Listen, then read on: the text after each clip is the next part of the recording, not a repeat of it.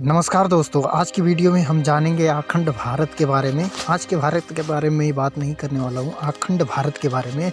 जो अखंड भारत पहले का हुआ करता था, तो वो अखंड भारत टूट के कितने देश बने और कैसे कैसे टूटे, मैं आज इस वीडियो में आपको पूरा बताऊंगा, एक्सप्लेन करूंगा कि आप अखंड भारत को कैसे तोड़ा गया और कितने देश बने थे। तो चलिए वीडियो को स्टार्ट करते हैं, और चैनल पे नए हो तो चैनल को सब्सक्राइब कर लेना, साथ ही वीडियो को भी लाइक करना। तो चलिए हम चलते हैं 1948 के तहत, मतलब 74-75 साल पीछे चलते हैं, जब श्रीलंका भारत का हिस्सा हुआ करता था। ऐसा क्या हुआ भारत के साथ, जो श्रीलंका अपना अलग एक देश बना लिया और अखंड भारत से अलग हो गया।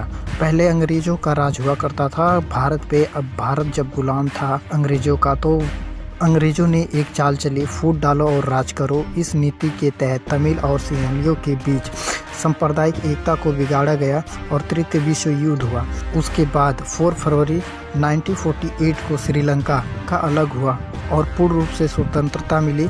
जब श्रीलंका आज़ाद हुआ तो संत सिंहलियों के हाथ में देकर चले गए और तमिल को हाशिए पर धकेल के चले गए, और इस तरह से श्रीलंका एक आज़ाद देश बना और भारत से ये अलग हो गया।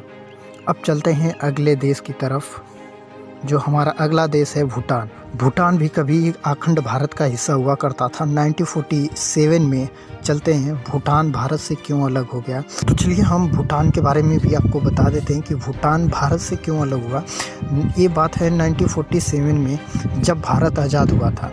भारत आज़ाद होने के बाद अंग्रेज़ों ने पहले भारत पे राज किया था, तो भूटान भी गुलाम था, भारत का ही हिस्सा हुआ करता था। तो 1949 में भारत भूटान के समझौते के तहत भारत ने भूटान की वो सारी चीज़ें लौटा दी जो अंग्रेज़ों ने कब्जा कर रखी थी। ज़मीन जायदाद जो भी थी सब अंग्रेज़ों ने कब्जा कर रखी थी। और जब भारत आज़ाद हुआ तो इस समझौते के तहत और शर्तों के मुताबिक भूटान को वो सारी चीज़ें वापस कर दी और रक्षा और सामाजिक सुरक्षा का वचन भी दिया भारत। और इस तरह से भूटान एक अलग देश बन गया और अखंड भारत से भी ये अलग हो गया नक्शे से। अब चलते हैं अगले देश की तरफ, और अगला देश कौन सा है, तो हम अगले देश का, तिब्बत भी एक देश हुआ करता था, अखंड भारत का ही हिस्सा हुआ करता था। तो हम इसके बारे में आपको बता दें, तिब्बत पे 23 मई 1951 को चीन ने तिब्बत पर कब्जा कर लिया था। ये भी भारत का एक हिस्सा हुआ करता था उस टाइम। तो भारत अखंड भारत था और बहुत बड़ा भारत था, तो हर जगह राजाओं का राज हुआ करता था। तो तिब्बत पे चीन सैनिकों ने कब्जा कर लिया था और इसको अपने नक्शे में शामिल कर लिया और तिब्बत का जो इसका अस्तित्व भी मिटा दिया। वहीं भारत का कहना था कि भारत और तिब्बत में इसके इसे काला दिन कहते हैं।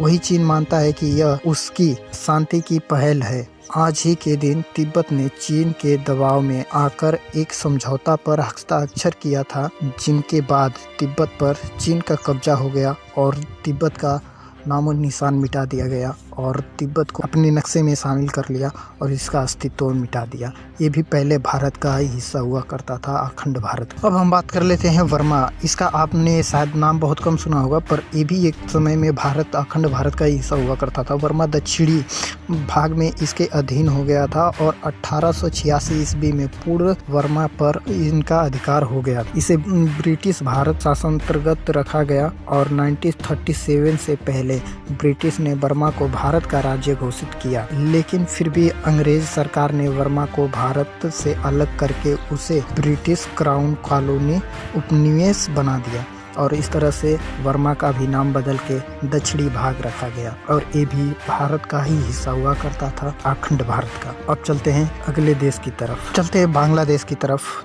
तो बहुत लोगों का कहना है कि बांग्लादेश भारत से क्यों अलग हुआ। बांग्लादेश भारत से अलग नहीं हुआ, बल्कि हम आपको बता दें कि पाकिस्तान से बांग्लादेश अलग हुआ।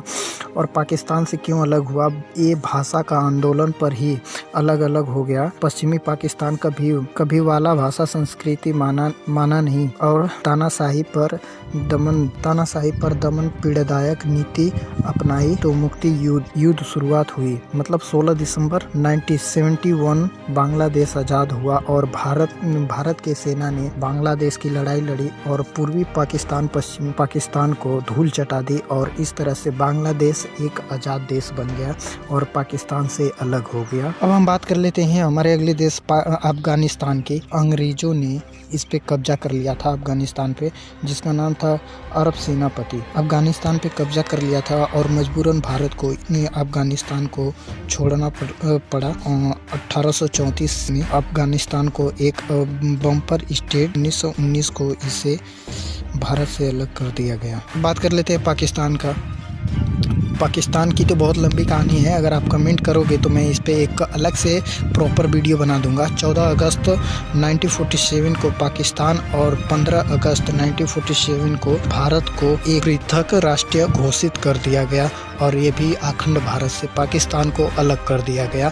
ये बहुत भयानक कहानी है, मैं आपको अगर कमेंट कीजिएगा तो मैं आपको एक अलग से प्रॉपर इस पे पूरा फुल वीडियो बना दूंगा, जो बहुत रोमांचक कहानी है। लोग कहते हैं कि खून की स्याही से इसकी कहानी लिखी गई थी, जो आज भी मतलब एक दोनों देश के लिए दाग बना हुआ है, जख्म बना हुआ है, उसकी भरपाई आज तक नहीं हो पाई। तो इसलिए मैं आप लोग से कह रहा हूँ, अगर आपको इसके बारे में डिटेल में जाननी हो तो एक बार गदर मूवी भी देख लीजिएगा, उसमें इस कहानी को दर्शाया गया है। और टोटल जितने मैं देश बताए हूँ, टोटल मिला के 7 देश हैं, और भी देश हैं जो नामी नहीं है, तो अगर कमेंट करेंगे तो मैं उसको भी बता दूंगा। और हाँ, ये भी बताना साथ ही में कि अखंड भारत अच्छा था कि आज का भारत आपको अच्छा लगता है। फिर मिलते हैं अगली वीडियो में।